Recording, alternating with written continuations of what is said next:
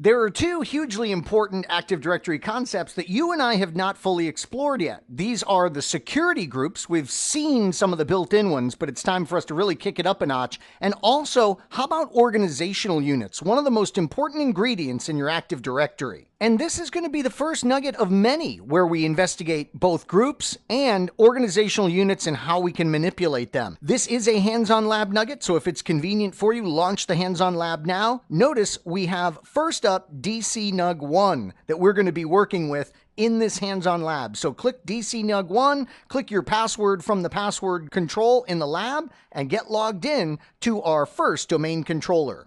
There's actually three main objective areas that we're going to cover in this nugget. Of course, we want to talk about creating and configuring and deleting these objects in Active Directory, but we also want to discuss delegation using organizational units. You're going to love this. And we want to take a look at kind of controlling the default containers. We know there's one called computers, for instance, that's going to have your computer accounts. There's one called users that's going to have your user accounts. We'll talk about those as well in this nugget. Where are we going? Where do you think it would make sense to go first together in this hands-on lab? You better believe it. Let's launch Server Manager, and from the Tools menu, let's go to Active Directory Users and Computers. Inside of Active Directory Users and Computers, look at the container objects inside of our nuggetlab.com, and you'll notice there's only one organizational unit, and that's called domain controllers. Look at that OU icon right there and how it's different from, let's say, users. The users is a container. It is not an organizational unit. And that's a big deal because we can't do things to the user's container that we would be able to do to an organizational unit. There's more options for us with our OUs. One thing, for instance, would be to link group policy to an organizational unit, so you could really lock things down on an OU by OU basis from a security perspective and from just general management behavior perspective. So we absolutely love to create organizational units. Maybe they will be named after geographical locations. Maybe they'll be named after functions within the company like sales, research and development, maybe a combination of both like we'll do together by creating a Florida sales organizational unit. Let's do that right now. Let's right-click our domain and let's say new organizational unit in order to create one. Now, I know what you're thinking. Everything that we're doing together in this lab, we could do in PowerShell, and I will cover that with you when we talk about automation. In fact, one of the objectives here is to copy like an OU. That would be done through PowerShell. We can't even do it in the GUI. So we'll table some of this automation for a nugget that we have in this section called automation right here. We're just using the good old-fashioned graphical user interface. So I'll name this organizational unit Florida Sales. And notice we will protect this container from accidental deletion. So we just created right off of nuggetlab.com Florida Sales. We could create a new organizational unit inside of that one if we wanted. But the key here is I wanted to show right off the bat the accidental deletion thing. If I choose delete and say, yes, let's delete it, it won't let me do that. We're preventing it from accidental deletion. If we right click and go to view and we go to our advanced features, and then we go to the Florida Sales OU, right click, and we go to properties. Inside here on the object tab is the protect object from accidental deletion. We could clear this, say okay, and then we would be able to truly delete that Florida Sales OU. So the OU is the structure that we can use to contain user accounts and groups and computers and stuff that we want to manage together. It's just an awesome concept inside of Active Directory. So let's do this for our Florida Sales organizational unit. Let's go down to our users container, and down in users, we have the test J user account. Let's right click that account and we're going to go to move. We're going to move that account into the Florida Sales organizational unit. Great. So now the test J user lives where we want them to in Active Directory. Now, this test J user is like one of our junior admins. We really trust them to help us with further account management. Now think about it. You could go to the built-in groups, and there is a group inside there that Microsoft created for us called Account Operators. This security group is a built-in local to the domain group scope. We'll talk more about this when we talk about nesting groups in another nugget. But so it's built in local to this domain. It's a security group type, and the members can administrate domain user and group accounts. So you might think, let's put the testj user into this built-in group. But wait a minute, that would enable them to create user accounts and manage user accounts anywhere in the entire Active Directory by default for this domain. We don't want that. We want the testj user account to be able to do things just within that Florida sales organizational unit. Now, we could delegate this to this testj user account, but I don't want to do that because we are inevitably going to have someone helping them. We really want to use security groups whenever possible. So we're going to right click and we're going to choose new, and we'll choose group. And we have our new group object that we can create.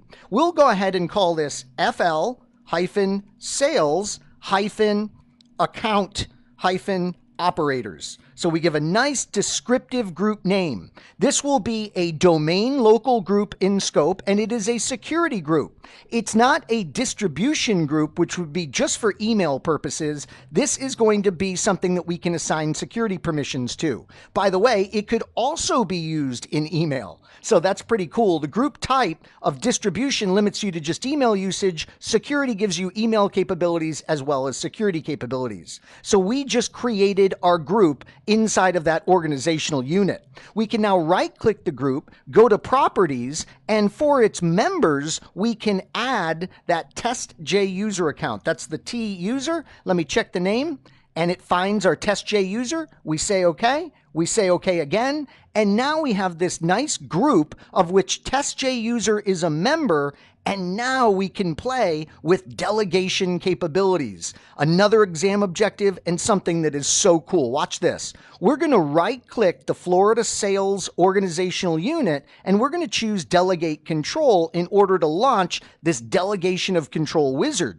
In here, we're going to say next, and we are going to add that group we created. Let's do a search on Florida, and it should find the Florida Sales Account Operators group. Perfect. We say OK, next. And what we want this group to be able to do is create, delete, and manage user accounts, reset user passwords for us, read all user information, create and delete and manage groups, modify the membership of a group, and that's all. I don't want them getting involved with group policy or any of that kind of stuff. So we set up the account operator kind of stuff for this particular group and say next, and we finish this operation. We just did so much with so little effort. testj user that is a member of the Florida Sales Account Operators group has delegated to it through its group membership the ability to help us with user accounts just inside that Florida Sales Organizational Unit. You know what we have to do next. We've got to test this. So let's jump over to the Client NUG1 machine. The Client NUG1 machine is all set up for you for testj user to log into the domain. So just drop the password in off of the clipboard, say go, and we're going to log in as that testj user. Now, what I did for us out here is I installed, just drop down the list of applications. I installed the remote server administration tools on this Windows 8.1 client so that our testj user doesn't have to go near a domain controller. From their Windows 8.1 machine, they can launch Server Manager, and they can go up to Tools, and they can go down to Active Directory Users and Computers, and they can launch that tool. This is so awesome, isn't it? So we expand the nuggetlab.com domain. There's the Florida Sales domain. Whoops, it's not a domain, it's an organizational unit, and they can manipulate this as far as user accounts go. Notice, if this testj user goes down to users and he right-clicks and he tries to add a new user account, that is not going to be a possibility because we have not delegated the ability to the group that he participates in. For Florida Sales, if we go and right-click, we see that there is a new option right off the shortcut menu, and he can create a new group or user. We'll go to User, and we'll go ahead and do Mary Smith, for example, and that will have a login name of M. Smith, and choose Next. For the password settings, we'll say user can't change password, password never expires, and we will drop in the password of password off of our clipboard, and we will say next and finish. And this user is successfully helping us create user accounts and group accounts as necessary in the Florida Sales Organizational Unit per the group membership they have and our delegation of control over that OU. Now let's polish off this nugget by jumping back over to the DC Nug 1 machine. Get logged in over there if you've been logged out like I have been. And let's do this. Let's take a look at using older tools that we could use to create user accounts. And let's see the default behavior of those older tools. Since it's an older tool, we're going to the command prompt. So just fire up a command prompt. We are the administrator, so we don't have to worry about an elevated command prompt. And watch this. There's an older tool that's called the Net User tool, and it is older, but it's still handy for creating user accounts. Let's do this. Net User will create user 1, so it's super obvious. We'll drop in the password off of the clipboard, and then we'll say we want to add this account to the domain. And that's it. It completed successfully. If we go back out to our Active Directory users and computers, and we go to the users container, and we refresh, we're going to see that we have user 1. But we realize, ooh, that's not where we want user 1. We want user 1 inside that fancy Florida Sales OU that we created. And this older utility doesn't want to put it there. It wants to put it in users by default. Okay, so no problem. What we'll do is we'll run a little redirection command they give. And it's redir for redirect, and then it's USR for user. There's one called redirect CMP, I believe, for computer. So we have a redirect user, redirect computer, so we can redirect things from the users and the computer's containers to OUs that we want to use. So we say, look, when you're using an older tool like the Net User tool, please send the user accounts created using that tool into the OU we specify. We will say OU equals Florida-sales, and the domain component is going to be Nugget Lab, and then the final domain component is equal to com.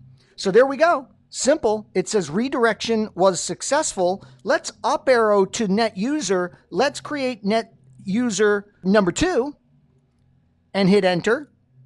And that completed successfully. And let's go see what's happened with Active Directory now. We go and launch it. Let's refresh the users container. And look at that. User 1 is still in users. And that's because we created it before we did the redirection. If we go up to Florida Sales and we refresh, we're going to see user 2 got put where we wanted user 2 into the Florida Sales Organizational Unit. Great. So for this guy, we'll have to right-click him or her, right-click, and of course do our little move operation to get them where they belong. So that's how we can control the default usage using the earlier tools, and we can kind of redirect away from the user's container and the computer's container as we're using those tools to create those objects.